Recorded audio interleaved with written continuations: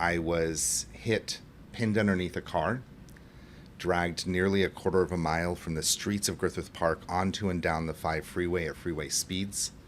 My right leg was ripped off and about 20 pounds of flesh in 2 minutes. It was a hit and run. Wow.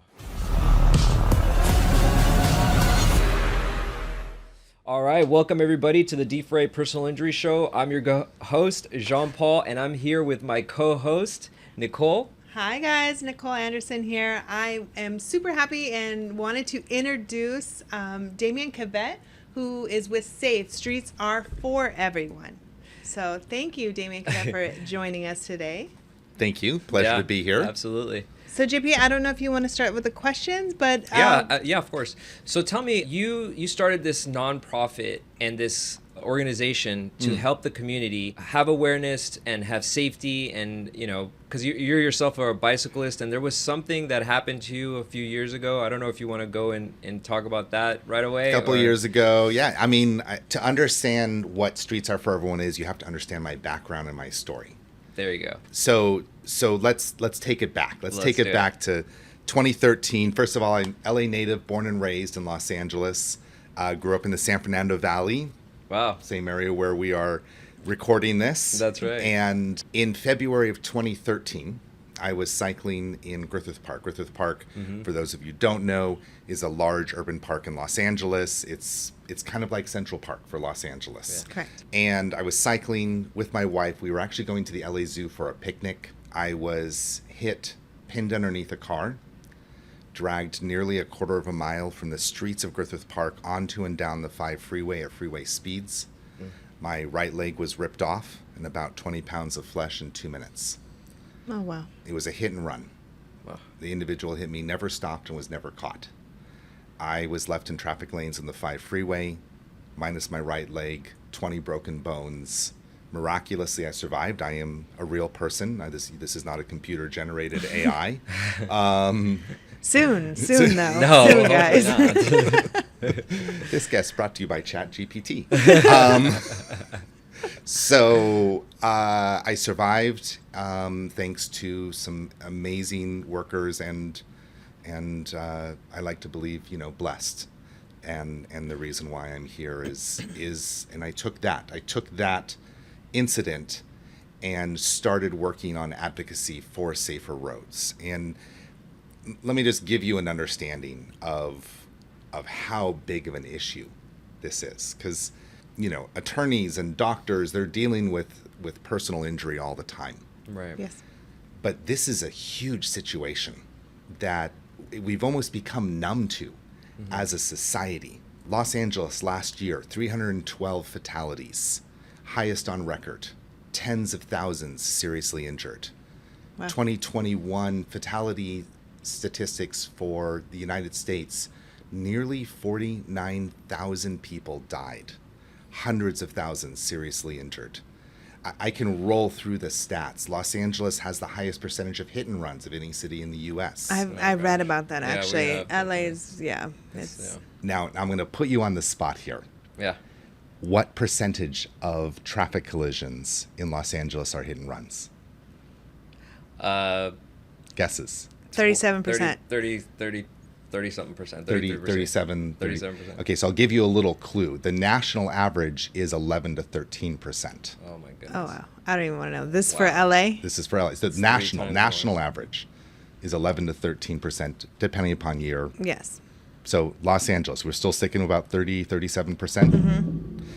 48% of all collisions in LA are hit and runs. Wow. Wow, that's a 50%, almost 50% chance. In some areas, it's up to 52%. Holy moly. This is I'm guessing no insurance or alcohol or something in the system that would just put a person away for a very long time. So there's a lot of guesses on that. And, some people will say, well, it's undocumented immigrants. It's people who don't have insurance. It's people. The truth is we don't actually know. Right. Because most of them are not caught. So we don't have statistically to be able to say what's the factor. And if they are caught, most of them are not saying, oh, the reason I ran was because I was driving drunk or I was on drugs or, whatever reason. Yeah. They're not coming forward and telling you the truth. Right. Yeah. Right? It's a huge issue. And what happened to me was a hit and run. The point I bring up is this is a public health crisis that's happening on our roads way more than any of us realize. Mm-hmm. What I don't understand is of course you're bicycling during the day, correct? Yes. What I don't understand is if you were on such a busy freeway and there's so many witnesses, so many people, and they still haven't found the person that did this. It's crazy that nobody has come forward to say, oh yeah, I did see something. Oh, it was this color car. Oh, it's strange that. Yeah. So the truth is there was a witness. Wow. And it happens so fast, right? Mm-hmm. So unless you have someone who's educated and trained on something just happened, I need to catch that plate. You know, when things happen and your Quick mind response, is right. And so how many people think I just saw something happen? How tall was that person? What was his color hair? Let me remember all this stuff for the police. You don't think of that. You think, oh my God, what just happened? Shock, yeah. Right. So, but there was a witness, didn't have enough data, and trying to find that vehicle is like finding a needle in a haystack, you know, in a population of 10 million people in Southern California, assuming they still stayed in Southern California after that. So I want to talk about how it is for bicycles to become safe. I've seen, especially on like Reseda Boulevard, they make these little sections for buses where buses can pull in. They have the railings and it's safe for the people to get in and out of the bus. Why can't they make this for bicycles? Like I've seen areas where they have those plastic what are they called again? Bollards.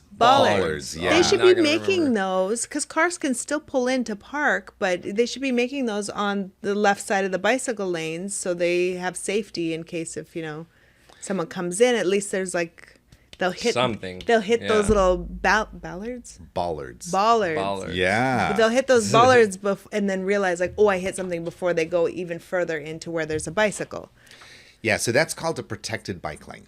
Is what you're referring to, the concept of something protecting the cyclists from vehicles. Mm-hmm. A bollard's not the best protection in the world. Of course, it's better to have a concrete curb or something like that because those bollards are actually designed such that a car can drive right over them. Oh, yes. Wow. It's actually a safety feature that in the cycling community, of course, is hated because they're like, hey, what? Our lives don't matter, but the cars does? You know, like, oh my goodness. So, you know, so...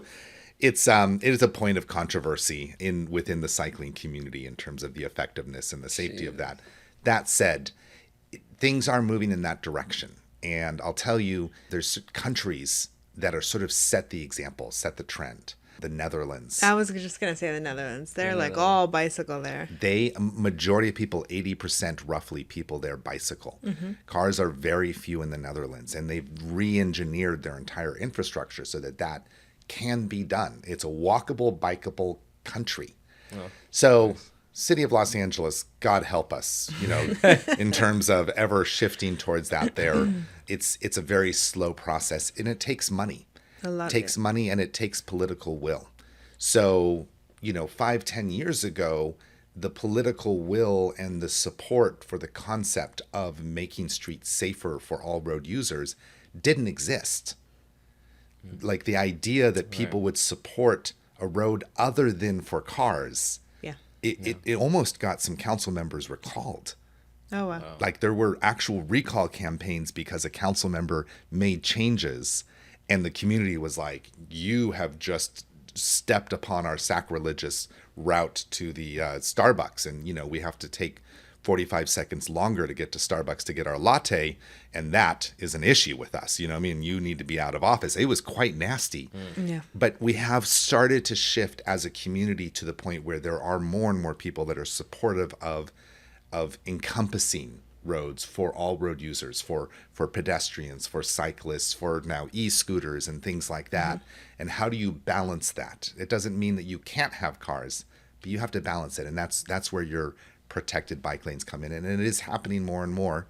You see a little bit in the valley. Mm-hmm. You've seen a lot more in other places as well. Yeah, I understand like European countries how they have the bicycles and the lanes, and they're pushing it a lot faster than what they would here because everything is so tight in Europe. Like everything is built like you have one building with multiple people living in the building, so everything is kind of circular around a like it's not like a small city, but it's, everything is all within like a block, 2 blocks that you need. Here, everything is so spread out, which makes it more entertaining for riding a bike. Like I grew up riding bikes when I was I used to ride my bike to school all the time. Yeah, same here. You know? So that concept that you're describing is called a 15-minute city. That's an actual term. And it basically means a city where you can get to most everything that you need by bicycling or walking within 15 minutes. Correct. And that's a 15 minutes. You don't have to drive to get your fresh produce, to go to maybe your local doctor or things like that. It's all sort of compact. Go to work. And that's something that is obviously better set up in Europe. In America, not always do we have that. New York is better set up on that particular area. There are efforts to make sort of 15-minute city, concepts so that you don't have to drive. The truth is, and, someone listening to this, especially someone who loves cars, is going to be like, this sucks. I love my car. I'm never getting rid of my car. And I'm not trying to tell anyone to get rid of their car. But let's get real. You can only build so many roads in a city. You can't just keep expanding the roads and demolishing houses. It actually doesn't work. Yep. Right? You can't just add a 20-lane freeway as the solution. Right. It's not feasible and it's incredibly expensive. So how do you engineer a city so that you can have a population that can get places without having to just constantly expand the roads? And you have to take in other forms of transportation, and you have to make them safe. That is the biggest barrier. Right. Correct. Man, that's yeah, you're right. That's very hard to do. I can't even imagine what it would take to do something like that. Well, one person that has it down is McDonald's. They're every 15 minutes. Starbucks is there brought too. to you by McDonald's Right. and Starbucks. Brought to you by McDonald's and Starbucks. Now, if only our grocery stores and other things could do that. Yeah. That's the thing. I was living in center Hollywood, and I could walk. I was super close to the Rock and Roll Ralph's, the local bar, the laundromat. Everything was walking distance for me, which I loved. But here, being in the valley, I enjoy big yards, so it's nice to have. Sure. But it would be nicer for things to be built each A little closer, a little within definitely safer. each of course. half mile. There's a grocery store, and it would. People are complaining these days about cars and wanting to build bigger freeways and everything, when if they just reform the city a certain way, they wouldn't need as many cars and as much pollution. You could be riding bikes more safely, which would be amazing. It's also a lot more feasible now that we're sort of shifting as a society to sort of a Zoom remote work as a possibility. Mm-hmm.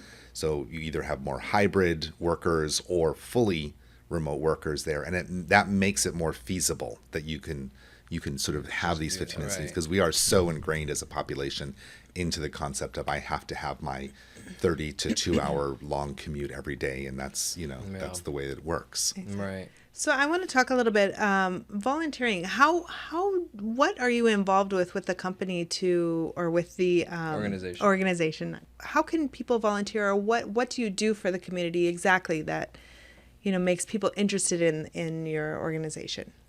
So we really, really depend upon volunteers to make the organization happen. We're a small organization.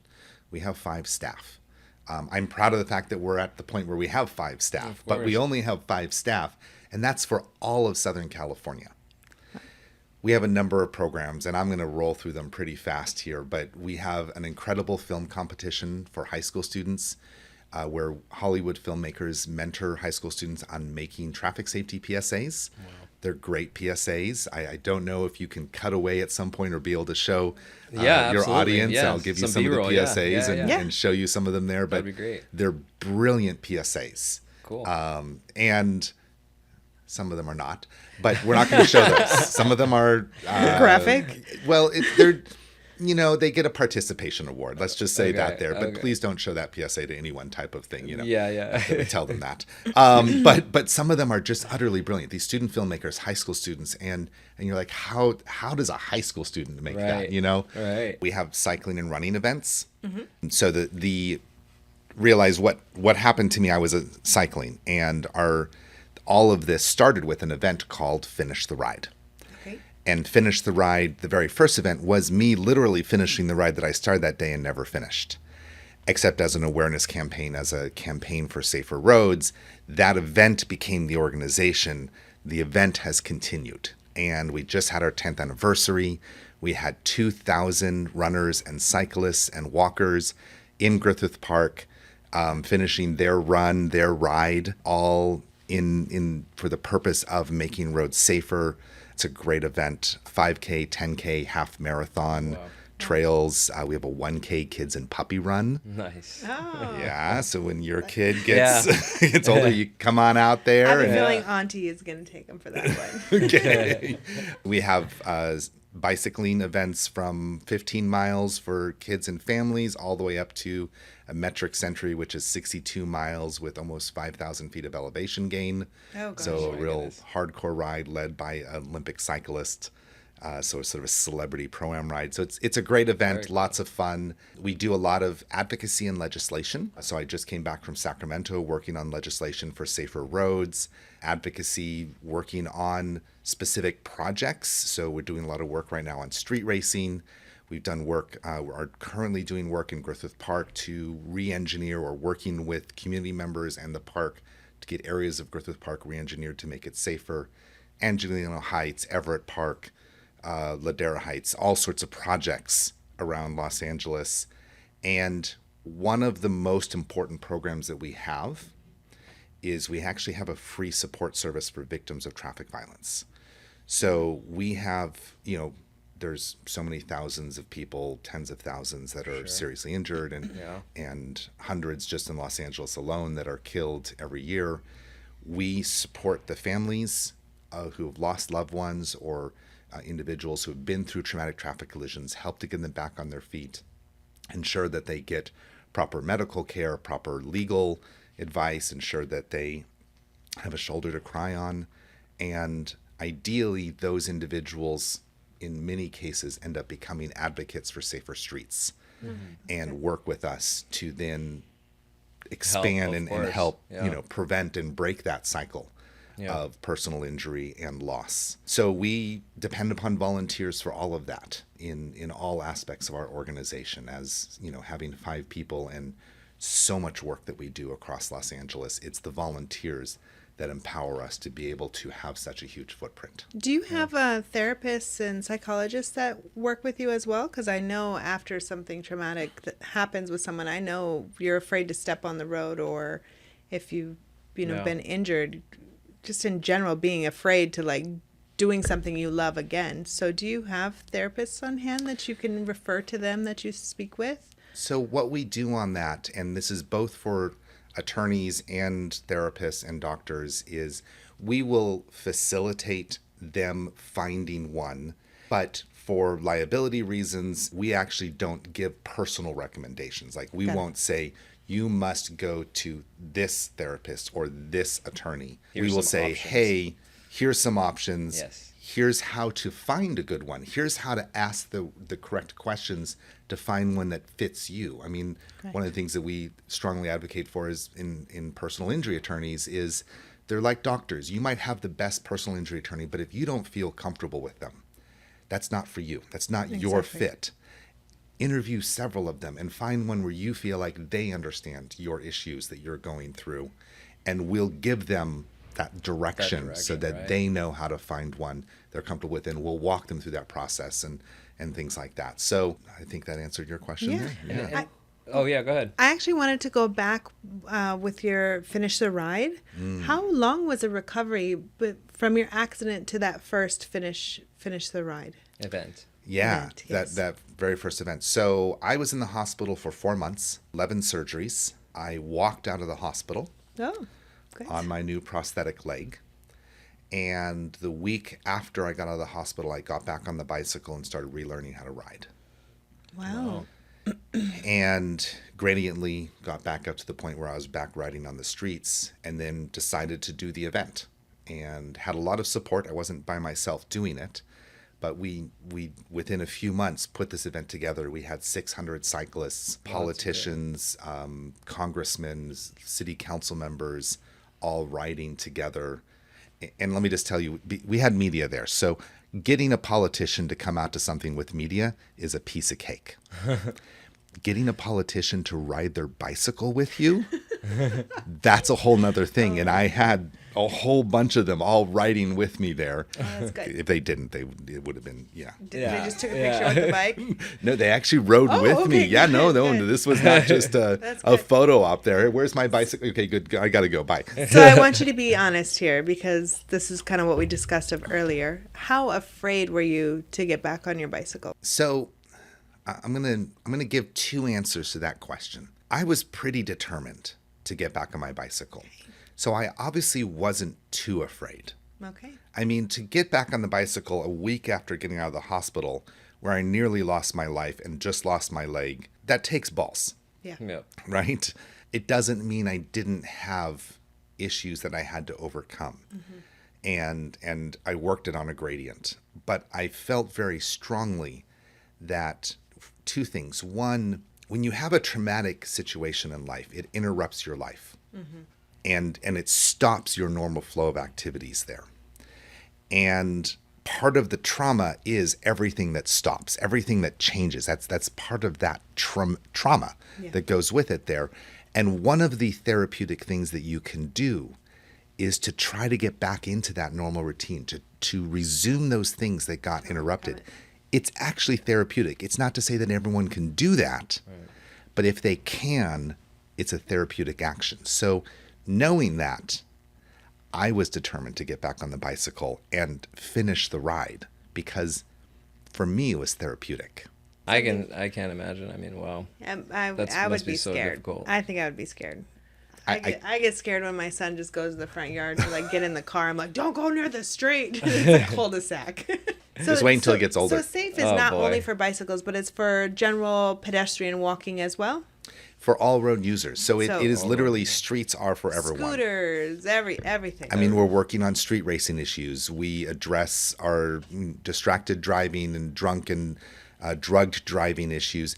Realize road safety is not one single issue. You can't multiple. solve it by just making roads safer for cyclists. That said, we do tend to focus on the most vulnerable road users, which are kids, pedestrians, elderly, cyclists, and sort of by addressing it from that perspective, you are making it safer for other road users.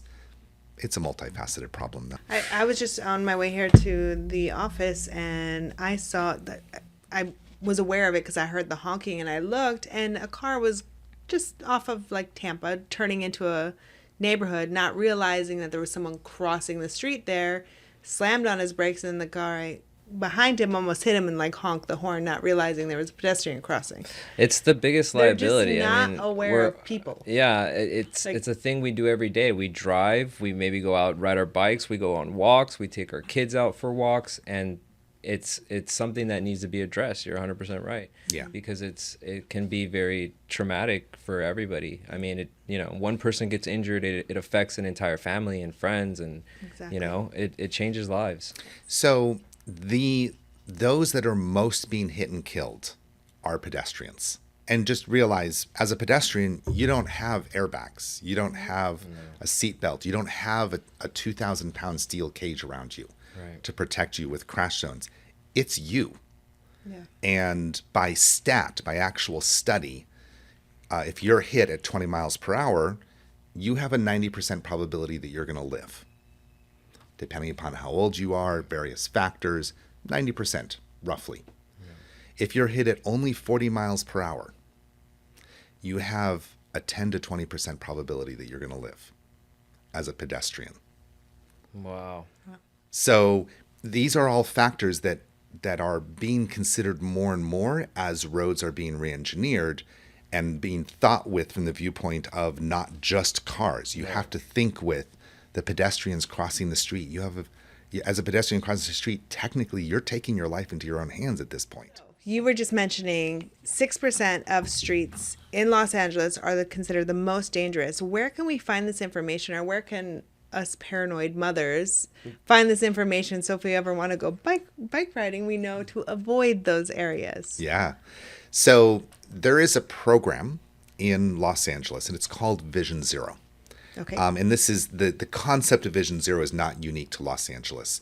It's something that's that concept is used in many other cities, New York, San Francisco, San Diego. Most major cities these days have a Vision Zero program. Okay. And Vision Zero is basically a policy. And I'm oversimplifying it when I say this, but it is literally the concept that the only acceptable number of serious injuries and fatalities is zero. Envision the concept of zero serious injuries and fatalities. Okay. That's what's acceptable. And until that program was put in place, literally the idea of road safety was it's acceptable to have a certain number of people who die or get seriously injured on the roads. There's a certain percentage that's okay. That's going to happen. People are going to die. Mm-hmm. I'm not joking when I say that. That's not Yeah. And that shifted a number of years ago. And so then it started to prioritize, how do we re-engineer roads? How do we look at things from a concept of reducing that to zero? Okay, now, one of the first things that was done, and it gets updated regularly, is what roads are the most dangerous? How do we look at things from a statistical perspective to say, this road statistically is a death trap? Mm-hmm. And from that became the high injury network. The city of Los Angeles has it mapped. It's on the LADOT website, underneath the Vision Zero area of the LADOT website. Gotta check that out. Yeah. And it basically, they mapped out that 6% of the roads in Los Angeles, only 6%, account for 60% of the serious injuries and fatalities. It's only 450 miles of road. And considering Los Angeles is thousands and thousands of miles of road, 450 miles accounts for a large percentage, majority of the serious injuries and fatalities. So if you can focus on those roads and re-engineering and making those roads safer, you are going to reduce serious injuries and fatalities. And so you can find out in the San Fernando Valley, Reseda, a large portion of Reseda is one of those roads. A majority of those roads are in South LA. In underserved communities, Black and brown communities have a majority of the most dangerous roads in Los Angeles. Oh, wow. Wow. What is the dangerous, the highest one, the one that's, there's always something there every day? One road that stands out the most. That stands out the most, yeah. How do you make one road stand out when you have so many of them have, That's true. That's tens or hundreds of fatalities over the last 5 or 10 years? That said, Vermont, Western, Figueroa, like there's a number of them, Central, that are really death traps, and you can see that. You can see as you're driving the roads, and you're like, this is nuts. Yes, I know exactly what you're talking about. Yes, it is. They have so many, there's potholes there, so it's unsafe. And then there's, pedestrians that are just kind of looking for an address, and they're just crossing the street sometimes without even paying attention. And I mean, it's dangerous. There's blind intersections. Yeah. There's vehicles that are driving fast. It's usually where you get a lot of high speed vehicles and pedestrians in an area, and you get a lot of those serious injuries and fatalities. So I know you had one final question to ask, I because you did. had a Zoom meeting the other day. It was a really interesting question. So obviously we had a Zoom meeting the other day, and you had explained the proper terminology for a car accident, which is not used anymore. Is you were saying that it's used as a car crash. Yeah. Can you elaborate a little bit more on that so our audience understands? So it's accident versus crash or collision, and that's what we're talking about here. And, in today's society, more and more words matter. Yeah. Right? How you call something does make a difference. And I'm not trying to get into sort of wokeism on things, but when you tell someone who's lost a loved one, who was hit and killed by a drunk driver, I'm sorry to hear about that accident. Right. Imagine how they must feel. Yeah. It's not an accident. That was a drunk driver that killed their family member or friend. Mm-hmm. When this lady drove 130 miles per hour into a busy intersection, killing 6 and injuring 8. That's not an accident. She put her foot on that gas pedal. She sped up as she got to that intersection and killed those individuals. That's not an accident. This was the one with the nurse one, right? That happened. Slauson and La Brea. That was recent. Yeah, that was recent. Yeah, that was recently. And we were out there, and that's one of our projects that we're working on, is re-engineering that intersection in that entire community. Wow. Because that community has some very high-speed, dangerous roads going through that community, residential community. So those are not accidents. And we are used to calling it an accident, right? And honestly, I mean, I'm not a hypocrite. I sometimes mess up and call it an accident because it's so ingrained. Right. That said, the correct terminology is crash or collision. Police departments no longer call them TAs. They call them TCs. Hospitals no longer call them traffic accident victims. They call them TCs or traffic collision victims. Most media outlets, especially responsible ones, have now shifted their terminology to crash or collision. You can actually tell a reporter or a news outlet that's sort of up on how to address things because they'll let the reporters call it a traffic accident and they won't correct them on that there. So it's a little tip if you ever watch the news. You go, ooh, nope, not responsible. Yeah. That said, let me give you a little reason just so you understand the importance of this and statistically, scientifically speaking, why it's called a crash or collision. There's been a number of studies, and the study results vary. But generally speaking, between 95 to 98% of the time, when you review traffic collisions, they're preventable. By statistic, by actual, someone was texting and driving, someone was driving drunk, someone was speeding on a wet road. You're not supposed to do that. They're, playing with the radio, they're, on drugs, they're going at high rates of speed on a road. There's some cause point that resulted in that crash or collision. It wasn't an oops. Mm-hmm.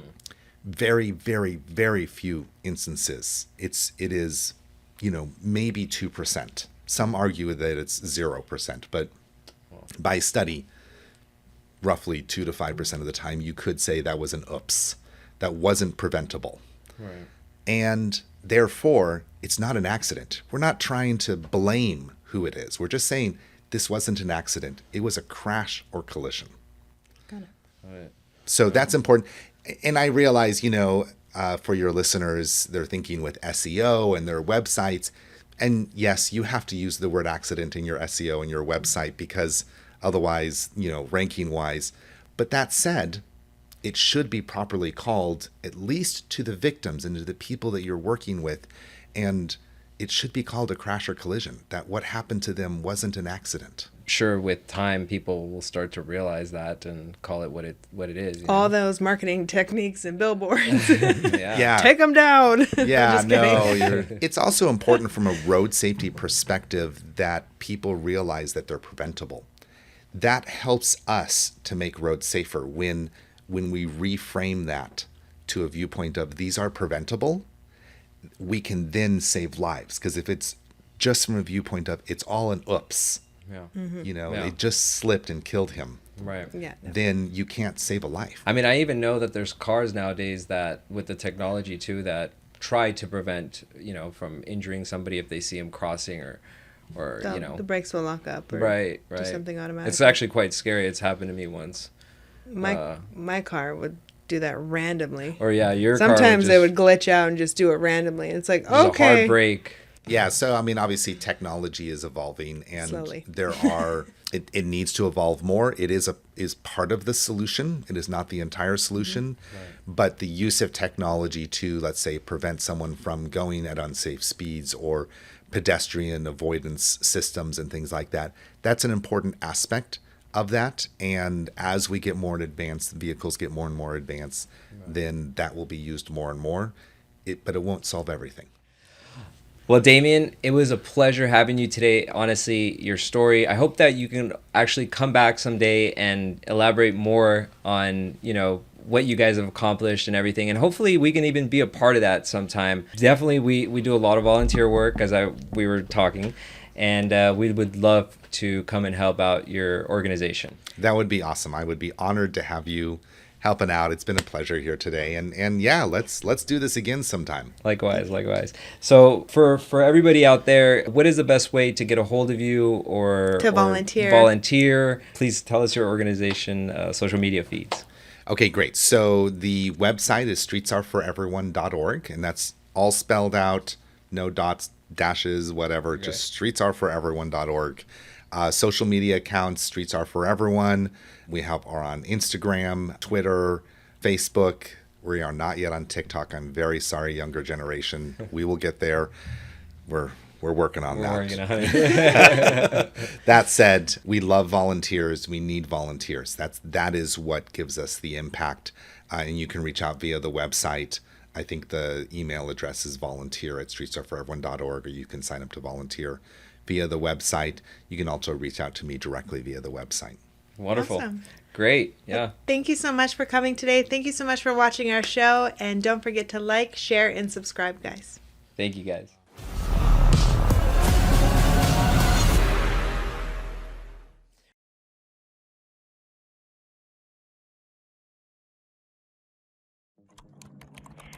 Hey, honey. I just wanted to check up on you. I know right now you're busy and you stayed up pretty late last night with your homework and everything. But please, just remember to take a break and stay safe, okay? It's okay to breathe, all right? Anyway, I'll see you when you get home. Love you. Bye-bye.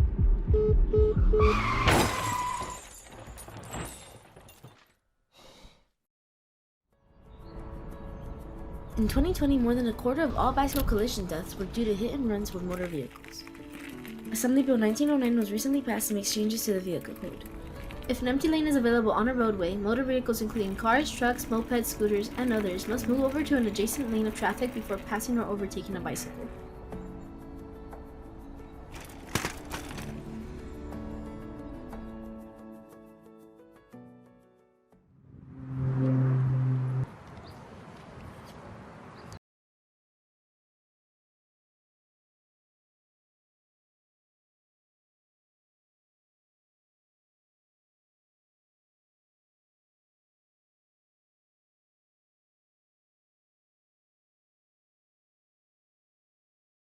So if you think that you're the